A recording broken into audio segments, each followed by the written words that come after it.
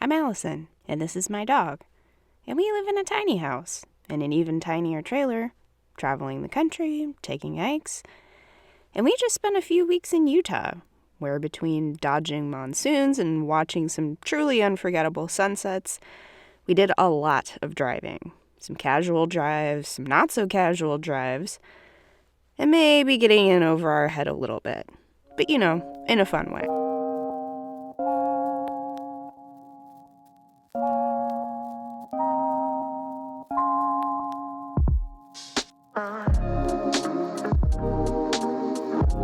I have masking tape in here for just this occasion. Why do I have masking tape in here for just this occasion, you ask? It's because it's going to be a bumpy ride.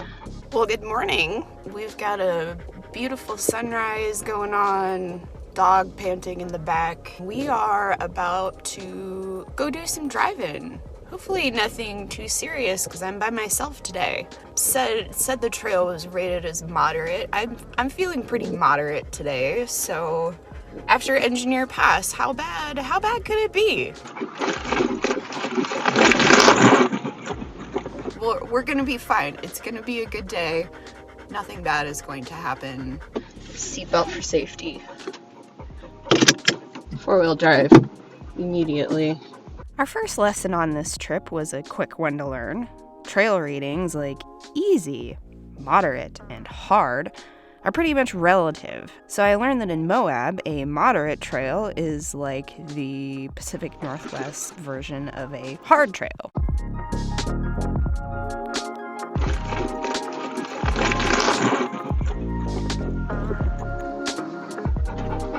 Good stuff. Good stuff already.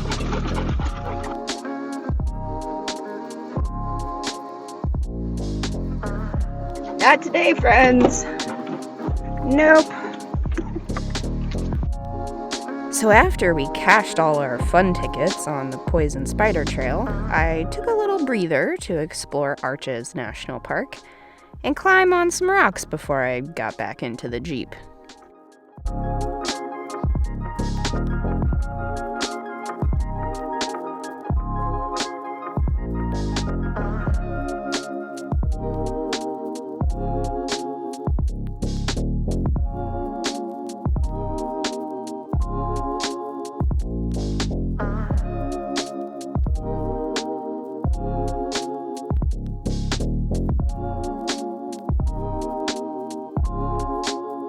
Then we headed for Salt Valley Road to see how far we could get toward Tower Arch.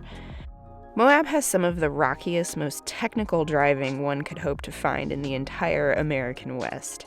And many trails start out as a casual drive and morph into some other kind of beast as you roll onward. And if anything, these trails are a lesson in the limits of trail ratings.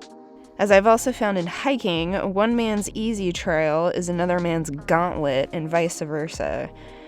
Especially when we're no longer dealing with the limits of the human body in a hiking scenario, but a machine with any number of modifications. So, just know your vehicle and know your limits, and just accept that you might turn around a few times before you find a trail that hits your sweet spot. Luckily for us, there are plenty of trails to sample in Moab.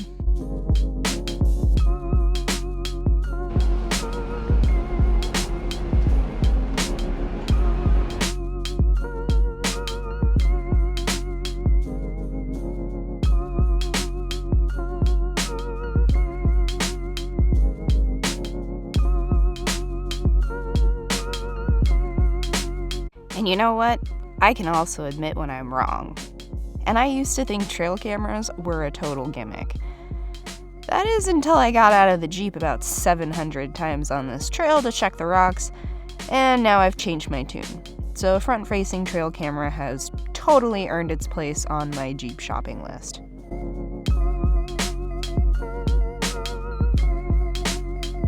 This road is a total of 9 miles, but today we got just a little sample, only making it a few miles before I got tired and annoyed and decided to call it a day. Because I was alone, the temperatures were topping 100 degrees, and it's monsoon season, I didn't finish this trail either.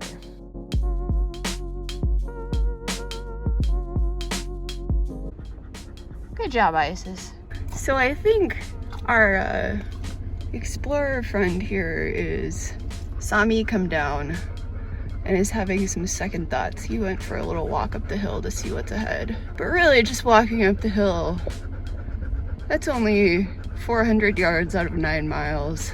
So best of luck to you, mate. I have never been so glad to see something in my rearview mirror before in my life. That was rough. I don't think I'll do that alone again. Maybe someday with some buddies. Or is our explorer friend turning around? I'm so curious what he's doing. Oh, he's turning around. Bummer, dude. And for the second time today, we have made an executive decision to turn around because what just happened was no place for someone like me to be by themselves. That's okay. It was worth a try. I had fun. I wasn't necessarily in over my head for 2 miles, but I was definitely in over my head for 9 miles. Well, that was 4 miles. It was 2 miles in and 2 miles back. Really, it was probably doable, but me thinking, oh my God, nobody knows I'm out here. I have no reception, and I'm by myself doing something kind of risky. Risky to my vehicle, at least. We're prepared to be stuck. Oh yeah, we're good.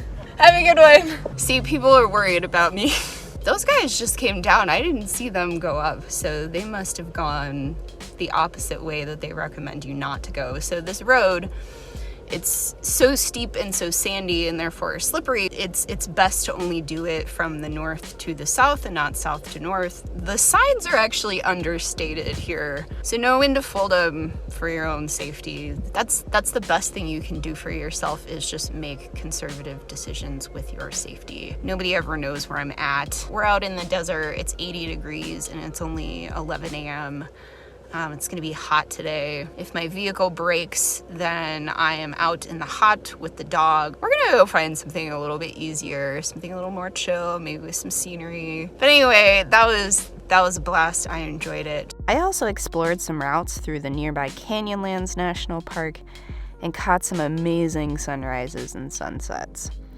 If you're planning a trip to the Moab area, plan at least a couple extra days than you think you're going to need, because between Arches, Canyonlands, and Dead Horse Point State Park, everyone I know who's ever visited, including me, either wishes they'd spent more time there or is already planning a trip back.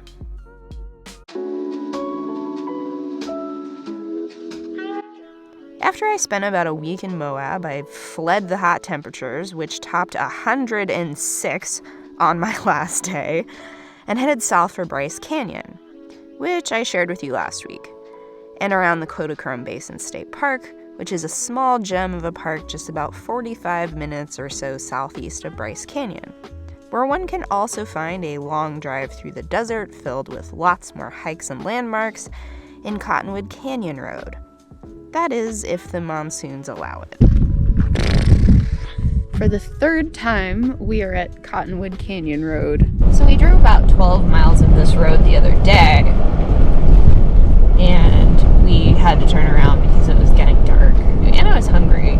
And for the third time, I think we might turn around again. Does that look familiar?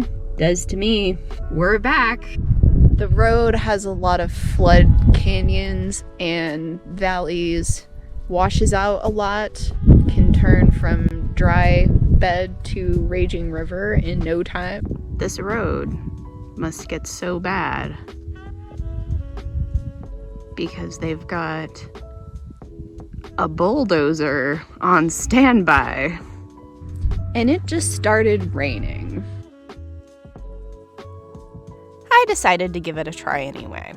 Cottonwood Canyon Road is a pretty beginner-friendly 47-mile drive through sand and loose rock from Kodachrome Basin State Park to the Moab area, with ample scenic stops and hikes scattered throughout.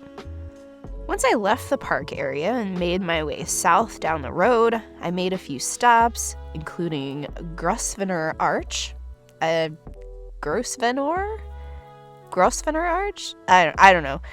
That arch, Yellow Rock, and more. There's virtually nobody else out here except for the cows. Pardon me, ma'am.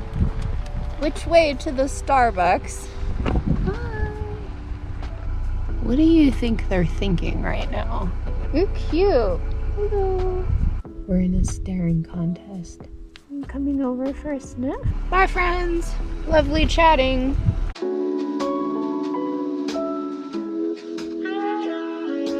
That sand is rough.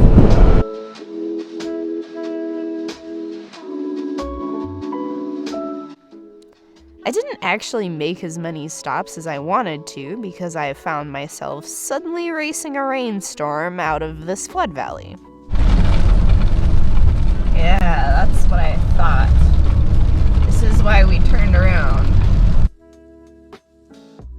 So thanks for joining me on this trek through Utah, where we found varying levels of success on 2 legs, and on 4 wheels, and on 4 legs.